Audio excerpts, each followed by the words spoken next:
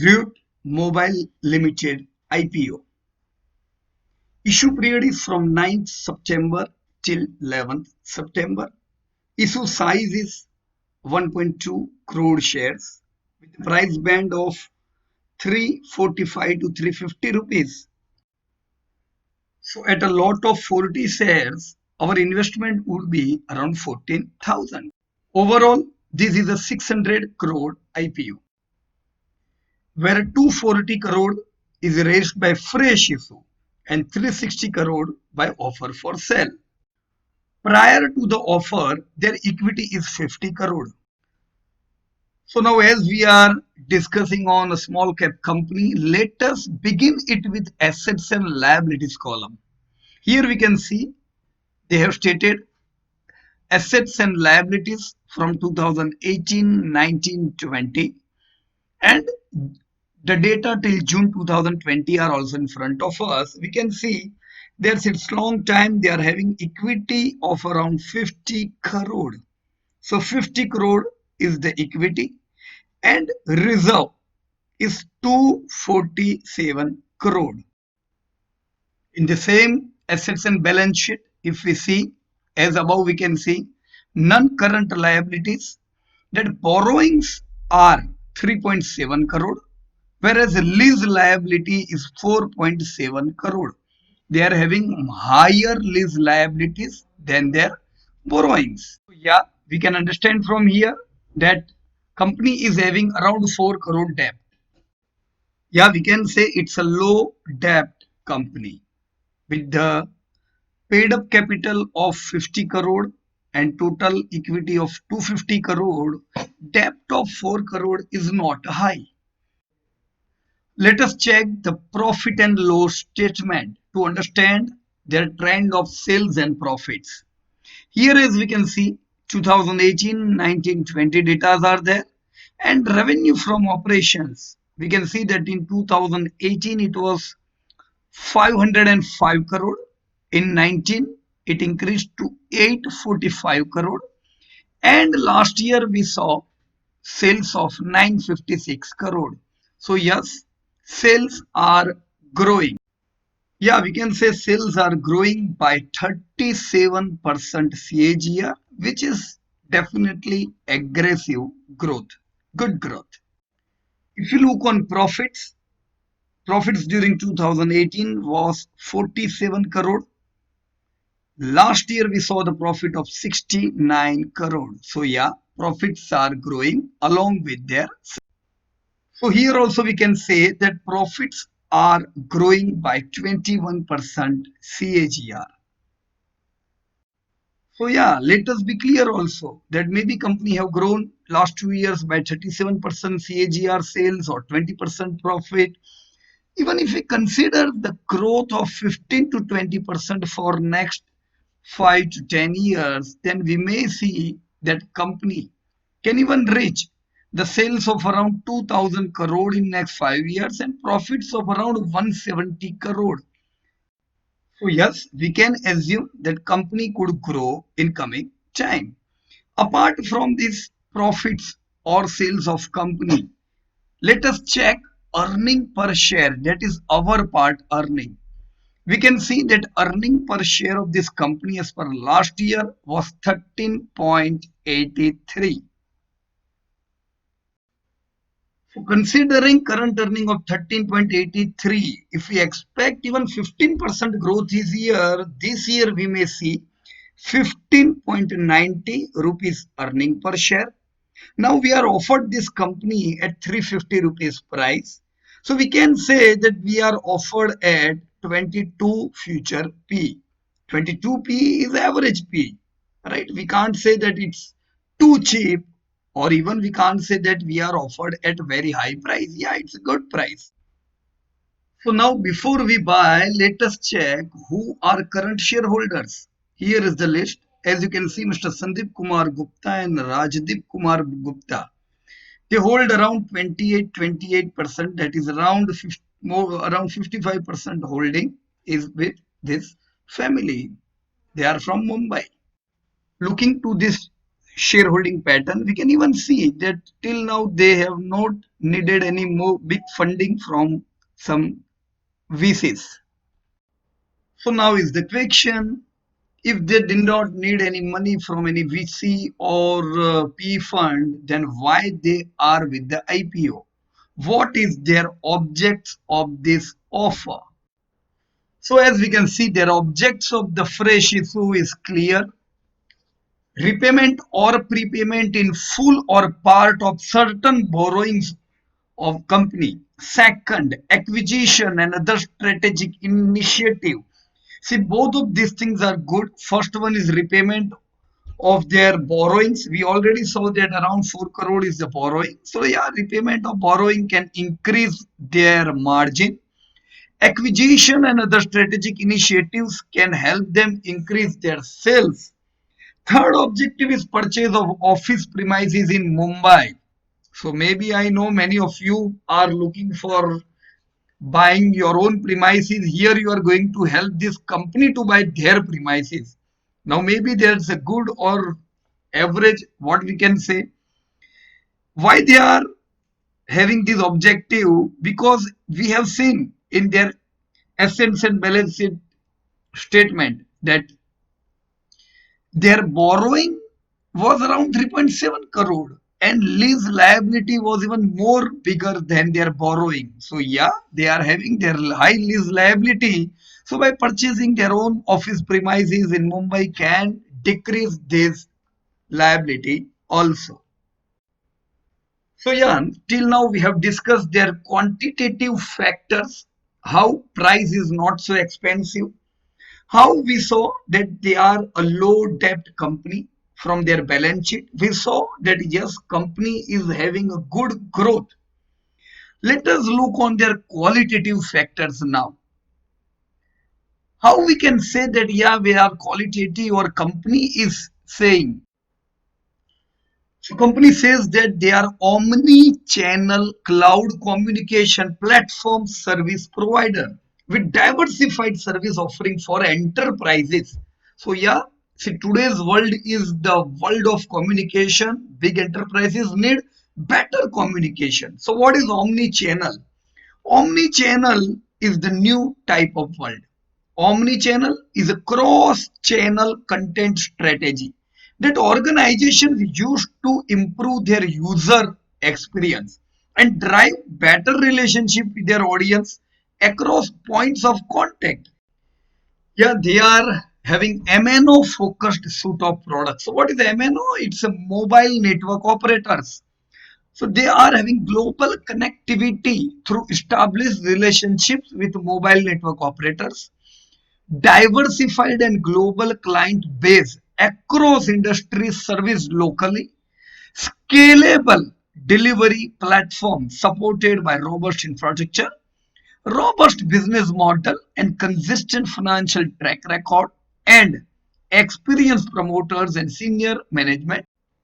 So here in this case, we would not able to know what is the industry P, as there are no listed entities in India whose business portfolio is comparable with that of their business, right?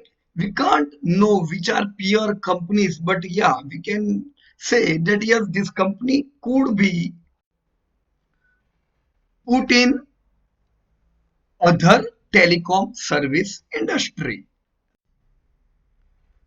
Let us check some more detail about the industry where they are working and some detail about the company. So we should learn a new word, that is cloud communication. Cloud communication is an entirely new way to build, deploy and scale enterprise communication system. It includes, but it is not limited to, voice over internet protocol, right? Or we can say VoIP. Communication as a service. It offers enterprises cost-effective communication solution that combine voice, messaging and data communication service over networks of telecom operators, right? Or mobile network operators. The need for in-house software and hardware resources is replaced with internet-based servers and sites now. With growing internet penetration, business models are evolving and cloud communication services are being used by enterprises for streamlining back-end operations as well as for engaging with customers and employees and other stakeholders. So where do we see cloud communication? Do you receive one-time password or OTP received through messages? Yeah, that's one type of this product. Do you see message updates related to change in flight schedule or boarding gate from airlines to passenger? Yeah, that's what this type of communication. Do you see transaction confirmation and delivery update message for e-commerce transaction? Or some soliciting missed call for supporting a cause and polling for television shows? Yeah, these are different types of communication. So currently some key messaging formats that dominate mobile and internet communication, like short message service, which we say SMS, multimedia services or MMS, right? We used to throw picture messages. Instant messaging, or we can say it's IM, email, social messaging. Definitely IM, that is instant messaging, email or social messaging require an internet enabled device. So some of these are outdated as we have discussed, but what is the current state of communications as a service? Mobile channels are becoming increasingly important for brands and enterprises to connect with customers, with service providers emerging that look to offer a comprehensive platform that enables the management of this communication. These are CPaaS platforms. Yeah, it is expected that 98.8% of the traffic in 2018, which was due to SMS, will be fall till 88% due to different communication. We may see around 874 crore subscribers till 2022 worldwide. So yes, SMS sent per subscriber could be decreasing and are going to decrease, but the mass communication is going to increase and we are going to see increase of around 4.2% in even Indian subcontinent. So be prepared. World of SMS is going to decay, but a new world of rich communication service is going to come. Millions of business rely on SMS to communicate with mobile consumer. Rich communication service upgrades SMS with branding, rich media, interactivity, and analytics. With RCS, business can bring branded interactive mobile experience right to the default messaging app.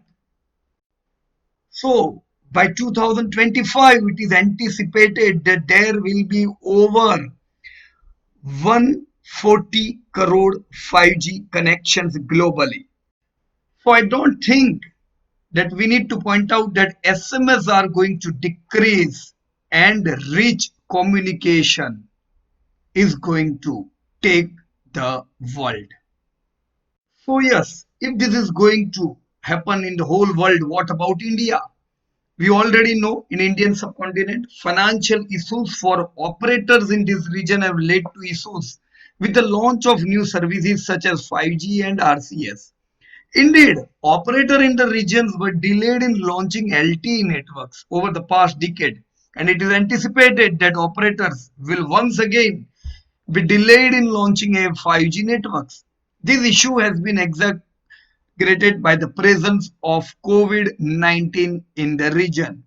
But yeah, in coming time, we are going to see the growth in India also.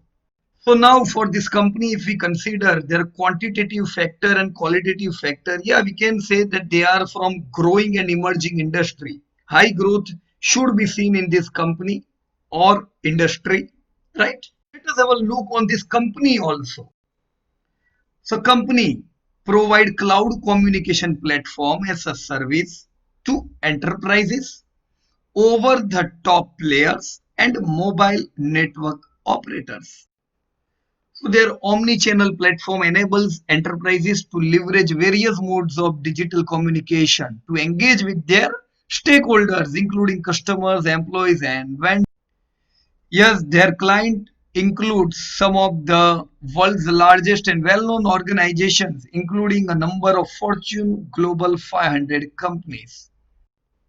They were incorporated in 2004 with the headquarter in Mumbai, and today we know they are doing the turnover of around 1000 crores, so that's good.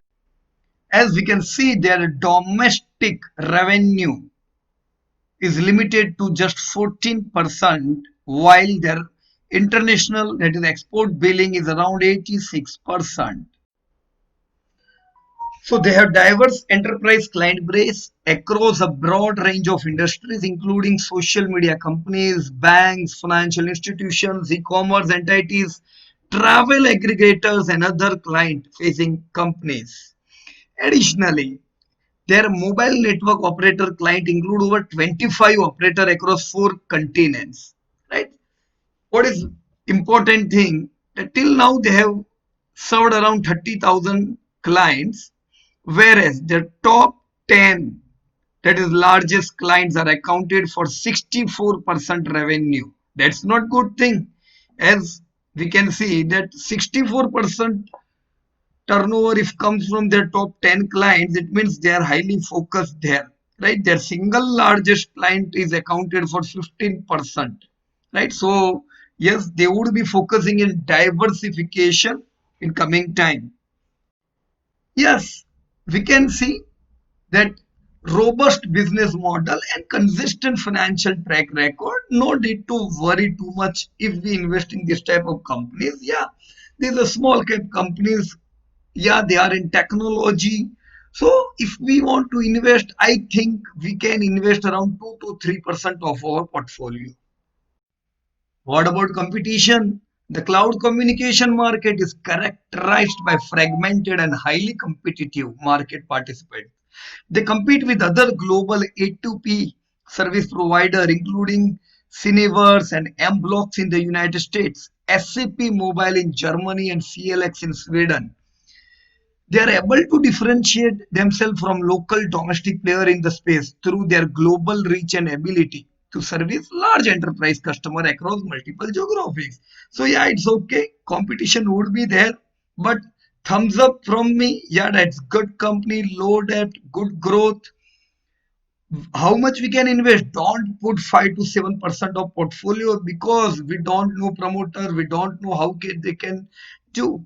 We can just give them a chance by investing some sort of portfolio, 2 to 3%, and you can even increase in coming time. They are on their promise, right friends? So yeah, thumbs up from us. Yeah, as we have assumed that company may reach around 2000 crore turnover, 170 crore profit, and their EPS could be near 40 rupees.